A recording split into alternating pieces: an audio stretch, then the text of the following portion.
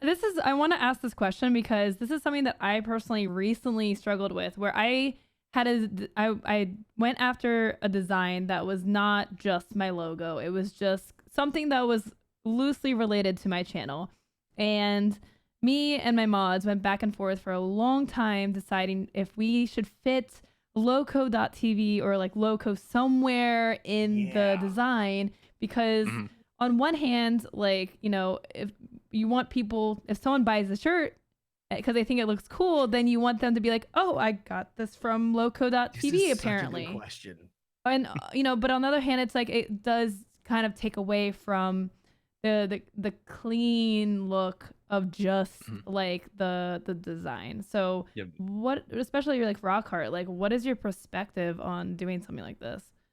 Yeah, there's a few ways to definitely tackle that. And it's definitely something I've struggled with too. Oftentimes, if there's not a clever way to incorporate the word Rockhart onto the design itself, I usually don't put it on the front, unless it's specifically I want it to be a Rockhart like logo tee. Oftentimes, I'll either print it on the inside of the tag so that that person who has it, when they put it on, they see the logo in the morning when they put it on, and they may not remember it when someone asks, but at least they know it's kind of there, like, oh, it's, you know, it's in the back. Or what I've done for a lot of people, and I have thought about doing in the past, but it's another like print location, which adds into cost and gets really into the weeds, is putting it on the back of the t-shirt itself, just having that little logo or website or whatever, and the person would be like, oh, it's just, you know, it's this guy over here. Yeah, you I think as long as made you me can feel really good. Because that was my plan, was I've got a lot of things I don't want to invade with like logo or anything, but I can do my own custom tag on a lot of the stuff I take the tag out and it's just a screen printed tag on the inside. Yep, that's what I'm going for, is tagless tee with a screen print, and it's more comfortable anyways. Like you have to have all the info that's on the tag. I literally, that was one of the first things I did, was like, okay, I need to have this designed. And I said, I want this design, and I want the date put on it, because at the end of the year, no, I'm not printing out any more of these shirts. Yeah. So like you get it that's an awesome idea. That's cool.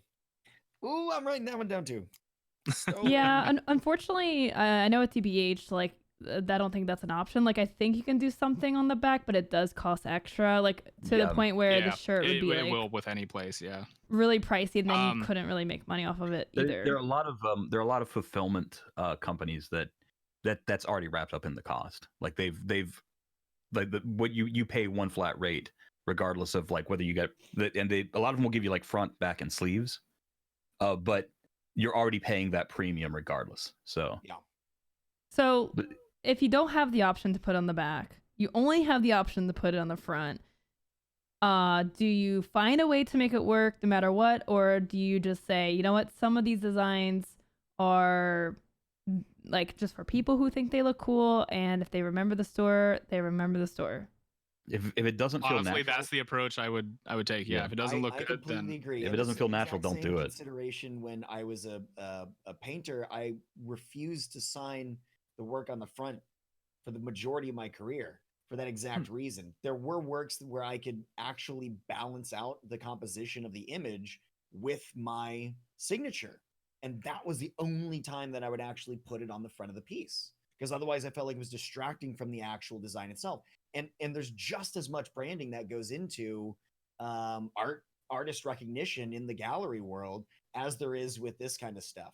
It's a really interesting and curious fight. And I still fight with myself about when to put it in. And this is like 12 years down the road. Right, because people recognize the signature. And I think the idea that a mark will ruin the composition, I think that's like, I couldn't think of a better way to say that. Yeah. Like if you have a really cool design, you do not want to mess with that. And if putting like your mark, your loco face on it, for instance, just in the corner. Put your best loco face on it. So I actually have the concept of Benny Head, which is a little cartoon, like the little toon Benny that we've got here.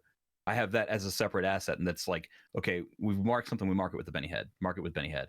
And if it doesn't work, then take it out, because it's not helping. It's not help. Like, I mean, if it ruins the design and you know, people still buy it, then basically I've bought them a shirt that looks like crap. Yeah. You know, because I decided I absolutely had to have a URL or a mark on it. Yeah. That's fair. I mean, also, if you do something like twitch.tv/loco, like, I don't know, what if Mixer buys you for like $10 million? Like, what? That's one of the things I didn't like about the Teespring shirts, is that they always had the Twitch logo on the side there. And it's like, well, at what point does this become mine? Yeah. That's a whole other topic of having your own like domain, so you can just point everything to that, because you're never getting that up. Yep. But yes. Yep.